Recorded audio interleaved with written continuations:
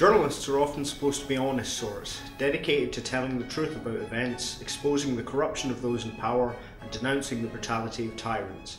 We expect them to gain genuine insight from those affected or involved in some kind of news story, or we expect them to go the extra mile to get that exclusive interview.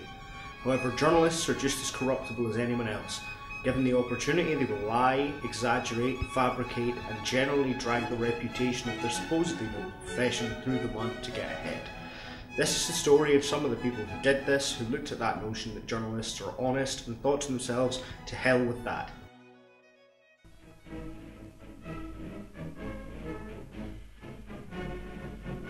Walter Duranty was the Moscow correspondent for the New York Times, and he was eager to make a name for himself.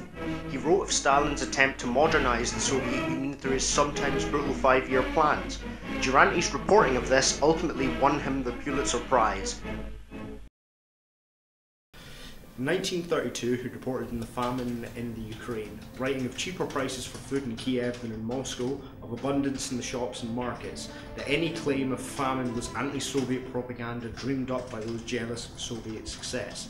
In reality, it's estimated that between 2 and 7 million people died as a result of the starvation in a man-made famine. It's now recognised by 14 countries in an attempt by Stalin's regime to commit genocide against the Ukrainian people. Duranty's work is an example of how journalistic exaggeration and distortion can be used in a dark and malicious manner. So let's lighten the mood. Here's an example of an American journalist lying live on television. But first, the severe flooding here in the Northeast as more rain continues to fall today.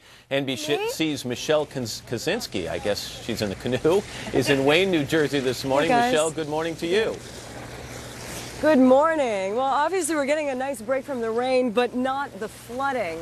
This is essentially now a part of the Passaic River in this neighborhood. It rushed in yesterday through the streets, and it's really tough to control a canoe or a boat when you're out in it. It's much deeper back there because this is really... Actually, Michelle, I'll take it. Is there some kind of severe drop-off there between the foreground? You'll go back. We saw these guys a second ago, Michelle, walking. Are these holy men walking on top of water?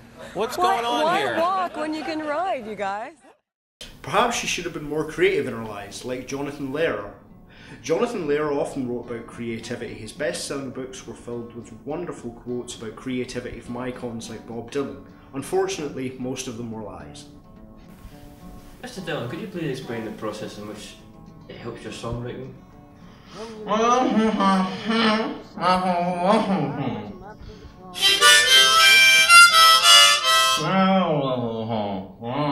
No wonder I made the quotes up. So Lehrer made up quotes about Bob Dylan, but at least he didn't invent an entire life story. McGraw-Hill, the publisher, has paid Howard Hughes $750,000 for the rights to his autobiography. And a voice purported to be that of Howard Hughes has insisted the alleged autobiography is a fake. It's 1972, and a journalist and author announces that he has secured access to Howard Hughes, who by this point in his life spends his days holed up in the top floor of a Las Vegas hotel. Very few have seen the old man for years, and rumours of his life abound. That journalist is one Clifford Irving, who claimed to have convinced the reclusive old man to sit for several hours of interviews in numerous exotic locales and in odd circumstances in order to write an autobiography of the mysterious tycoon. The book, however, is a total fraud. Irving believes that Hughes is such a recluse that he won't launch legal action or utter so much as a whisper of complaint about the biography. However, Hughes did complain, holding a press conference via telephone in which he denounces the book as a fake.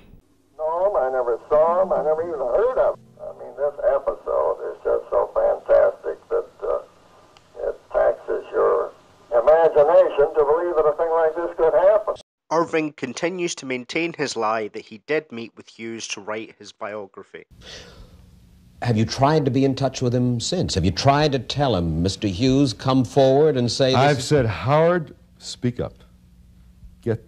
Call off the dogs. I've written him a letter to the only address that I have at the moment that I know is valid, and I've used the correct code words for identification. And if he gets that letter, which apparently he hasn't so far, I presume he will surface. However, as evidence mounts pointing to him perhaps exaggerating his access to Hughes by a factor of 100%, Irving admits that the whole endeavour is indeed a hoax. He is sent to prison for fraud.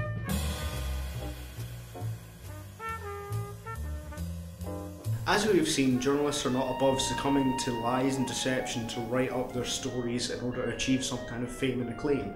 The NUJ Code of Conduct provides us some clear guidelines on how a journalist should behave. A journalist should strive to ensure that any information disseminated is honestly conveyed, accurate and fair. A journalist should do their utmost to correct harmful inaccuracies, and the journalist should be able to differentiate between fact and their own opinion.